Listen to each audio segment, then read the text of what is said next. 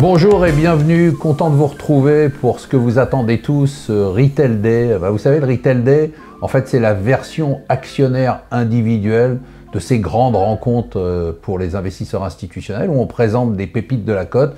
Nous, on a décidé de mettre ces pépites de la cote à votre disposition, de vous les présenter, de présenter ces patrons qui incarnent des entreprises qui ont un potentiel de croissance important sur la bourse. Et aujourd'hui, je suis extrêmement heureux de recevoir Benoît Villiers. Benoît Villiers, bonjour. Bonjour. Bon, on va se tutoyer, hein. On s'est tutoyé avant, on va se tutoyer encore, si ça ne te dérange pas. Avec plaisir. Tu es le président de Amoeba. Est-ce qu'on peut dire, déjà pour démarrer, que Amoeba, c'est une pépite green tech? Alors, Amoeba, c'est comme ça que tu la définirais ou pas? Alors, c'est une green tech, on essaye d'en faire une pépite. C'est un peu une pépite vu l'évolution du cours de bourse de l'année dernière. Heureusement. Puisqu'on est passé de 38 centimes et on a clôturé à 92 centimes. Donc, il y a un côté pépite, mais le travail ne fait que commencer. La commercialisation ne fait que commencer. On a fait le travail de recherche-développement qui est maintenant accompli. Qui est maintenant accompli, c'est important ce que tu dis. En fait, c'est-à-dire ce que tu es en train de nous dire, c'est qu'on rentre directement dans le vif du sujet, ce n'est pas ce qui était prévu, mais c'est pas grave, c'est que les montants que vous avez investis, parce que vous avez quand même investi des montants importants, et tu me diras toi en fait comment tu te positionnes à titre perso avec ton family office, ces montants que vous avez investis, ce que tu es en train de nous dire, c'est que globalement, une grosse part de l'investissement est fait, et maintenant c'est l'heure de la commercialisation? Alors, on serait une biotech, on pourrait dire qu'on a réussi la phase 3. D'accord. On a réussi la phase 3, et ce n'est pas nous qui le disons, c'est les homologations de notre substance active. Notre substance active est homologuée aux États-Unis, et en Europe, l'EFSA, qui est l'Institut technique européen qui contrôle tout ça, nous a donné une réponse positive et définitive sur notre substance active. Donc, maintenant, on attend le timbre de la Commission européenne, mais on est homologué aux États-Unis et on va l'être de façon, dans quelques semaines, quelques mois, au niveau européen, qui nous permet de lancer les autorisations de mise sur le marché de nos produits. Donc, est-ce qu'on peut dire que les besoins de fonds sont un peu derrière nous et ce qui est devant nous, c'est la commercialisation? Exactement, parce qu'en plus, la première décision que j'ai prise quand j'ai pris la présidence de la société, c'est de stopper un projet d'usine qui, pour moi, n'avait pas de sens, qu'on n'était pas encore homologué, on n'avait pas de clients. Ça aurait été un gouffre financier. Un gouffre financier. Or, il y a des très bons faiseurs. Donc, nous, notre vocation, chacun son métier. On n'est pas là pour porter une usine, on est là pour vendre le produit. Tu peux nous expliquer, en fait, le positionnement d'Amoeba par rapport aux enjeux environnementaux actuels, notamment dans le domaine de l'agriculture, mais pas seulement? Alors, le gros avantage d'Amoeba, ce qui en fait, à mon sens, son côté assez unique, c'est qu'il faut savoir qu'il y a dans 17 000 amibes connus dans le monde. Sur ces 17 000 amibes, il y en a 7 à 8 qui sont pathogènes. Le reste, c'est un micro-organisme tout à fait naturel. Nous, on le source dans les eaux du lac d'Aix-les-Bains, donc c'est biosourcé. Et donc, 7 ou 8 pathogènes, toute l'industrie chimique et pharmaceutique s'est dit pathogène, maladie, maladie, médicament, médicament, business. Et tout le monde a laissé tomber les autres amibes. Et ce qui est absolument incroyable, c'est que cette société lyonnaise est la seule au monde, et c'est pas une invention, c'est la réalité, qui sait nourrir une amibe meurt au bout de 5 jours. D'accord. Nous, on sait la nourrir, on sait la faire grossir, on a même pour but de la rendre obèse. Et en plus, on sait la faire grossir dans des conditions économiques extrêmement intéressantes, parce qu'une amibe, logiquement, ça se cultive sur des plaques de verre. Nous, on a des bioréacteurs. On a appris à faire nager l'amibe dans un bioréacteur.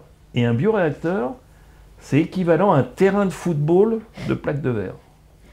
Donc, on est les seuls au monde à savoir cultiver l'amibe, et tout le challenge, c'était de dire, on sait la cultiver, qu'est-ce qu'on en fait? Oui, c'est ça.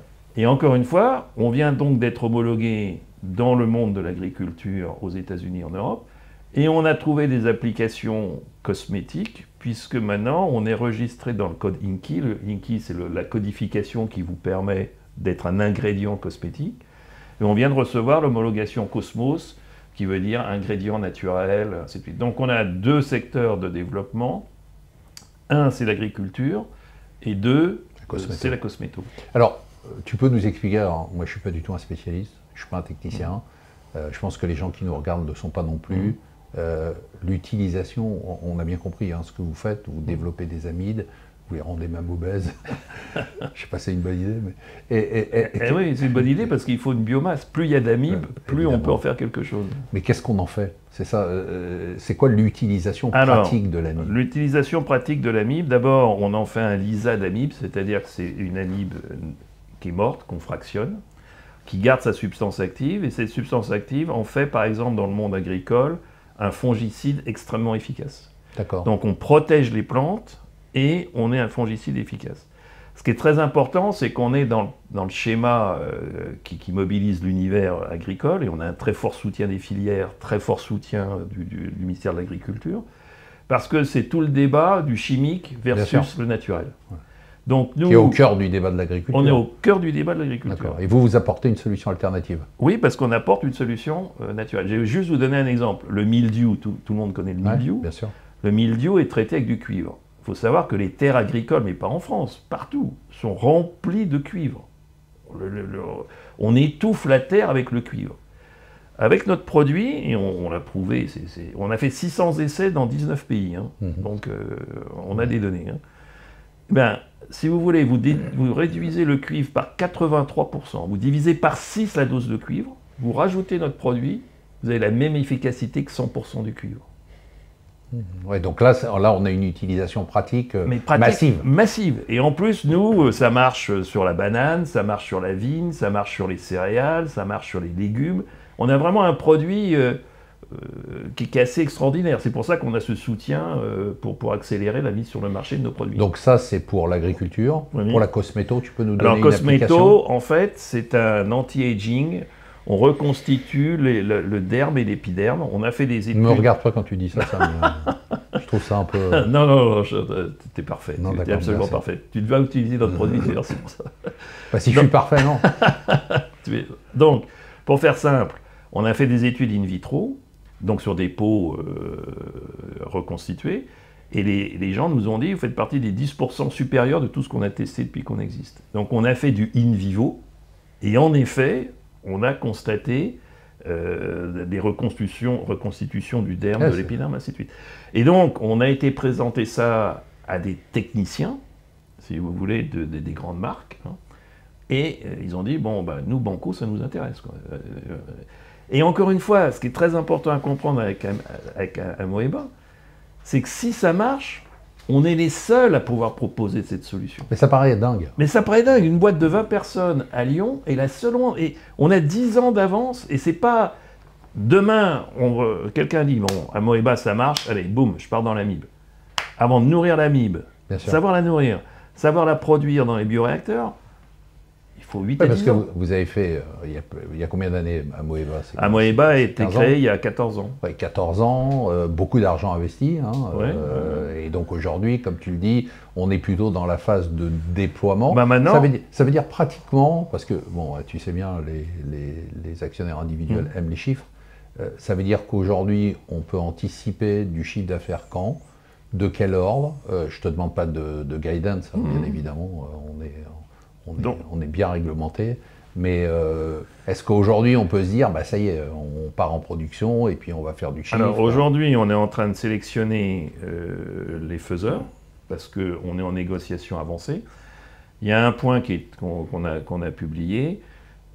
Dès que l'homologation a été connue, enfin où on en est, les grands opérateurs du marché se sont dit, bon ça y est, Amoeba, c'est le moment d'y aller. Okay. Le premier qui a dégainé s'appelle Koppert. Okay. Koppert, ce n'est pas une boîte connue, parce que c'est une boîte familiale. C'est le leader mondial du biocontrôle. Leader mondial du biocontrôle. 500 millions d'euros de chiffre d'affaires, 2200 employés, présence avec des filiales dans 30 pays. Et on a signé un MOU avec eux. Et c'est le MOU le plus global qu'ils n'aient jamais signé avec quelqu'un, qui reprend, on est en négociation commerciale dans Europe, États-Unis. On est en négociation sur différentes cultures. On est en négociation sur la part de... À travers eux. À travers eux. Mais attention, il n'est pas question de donner un monopole à Koppert. Non, je comprends. On ne va pas donner un monopole à Koppert. Mais ce qui est amusant, c'est que... C'est-à-dire que là, tu démultiplies. De toute façon, tu ne pourrais pas avoir cette force de vente. Exactement. Elle est impossible à financer. Donc là, tu te retrouves directement avec une diffusion massive grâce à un acteur qui est déjà très implanté. Très implanté. Et alors, ce qui est drôle, c'est que quand on a publié le MOU avec Koppert, Dans la semaine, le téléphone a commencé à sonner en disant non, on ne travaille pas avec Coppert, c'est avec nous qu'il faut travailler. Des gens qui t'avaient ignoré jusqu'à voilà, présent. Exactement, c'est très drôle. Donc en fait, Coppert ne va pas tout prendre, il n'est pas question de lui donner toutes les cultures, tous les pays, mais on peut anticiper avec une assez forte probabilité que dès qu'on aura signé avec Coppert ce qu'on leur signera avec Coppert, on va commencer avec quelqu'un d'autre sur le reste. Donc on est vraiment dans la phase de commercialisation. Et tu penses qu'on peut viser, je ne te demande pas de donner de calendrier précis, mais vous communiquez sur des chiffres qui viendront à partir de quand? La commercialisation. Donc on est en phase d'autorisation de mise sur le marché. Donc le monde agricole... Comme tu disais, c'est l'équivalent de la phase 3. Alors la phase 3 est terminée, maintenant on fait la mise sur le marché. La mise sur le marché, c'est des procédures qui peuvent durer 6 mois, ça dépend un peu dans chaque pays, parce que nous, on va faire des autorisations sur le marché dans 8 ou 9 pays européens.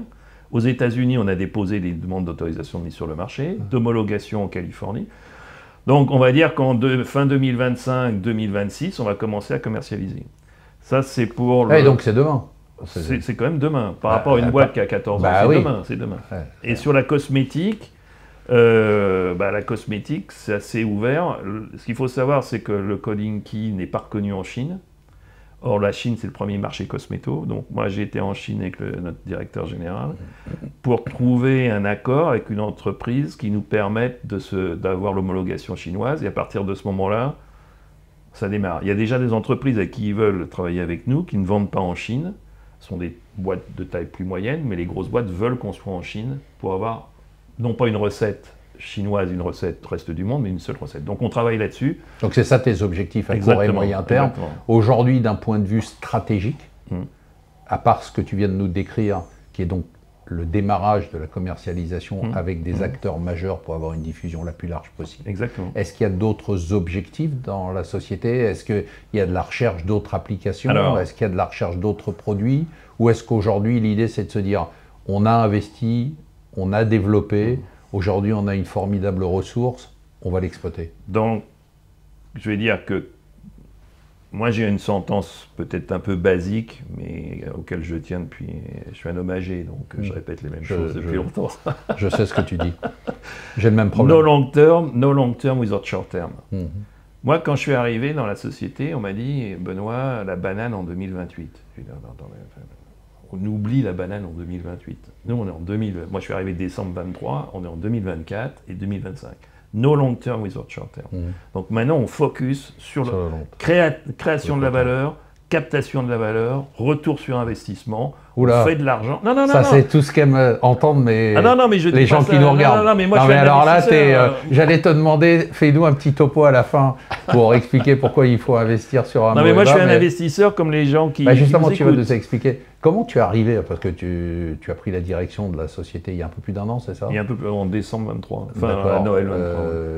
C'est pas, toi, tu viens pas du secteur, toi tu étais l'investisseur en fait de cette boîte. Moi j'étais l'investisseur. Toi tu as cru à cette aventure dès le début. Oui, on a cru dès le début. Et tu as décidé de prendre les rênes à un moment. Et puis à un moment, le cours est tombé vraiment... je pense qu'on est Amoeba un peu déconnecté du monde de la finance, déconnecté des investisseurs. Et à un moment, faut plonger dans la piscine, quoi. C'est bien de tourner autour, mais à un moment, si on veut que ça change, il faut y aller. Donc je me suis lancé là-dedans. Le board a eu la gentillesse de m'accueillir. Et puis voilà, maintenant on est parti. Bon, en tout cas, je ne sais pas si c'est grâce à toi, mais les effets sur le cours sont quand même pas mal. Les effets sur le cours étaient pas mal. Et ce n'est qu'un démarrage, parce que est-ce qu'il y a des comparables boursiers Alors, il n'y a qu'une seule entreprise qui fait du biocontrôle. D'accord. Qui est cotée en Belgique. C'est une boîte qui s'appelle Biotalis. Et j'ai beaucoup de respect pour eux. Je vais te dire, j'ai même tellement de respect qu'au board d'Amoeba, il y a son ancien directeur général. Ouais. Donc j'ai pris son ancien directeur général. Bon, cette entreprise n'est pas homologuée aux États-Unis. On est homologué aux États-Unis.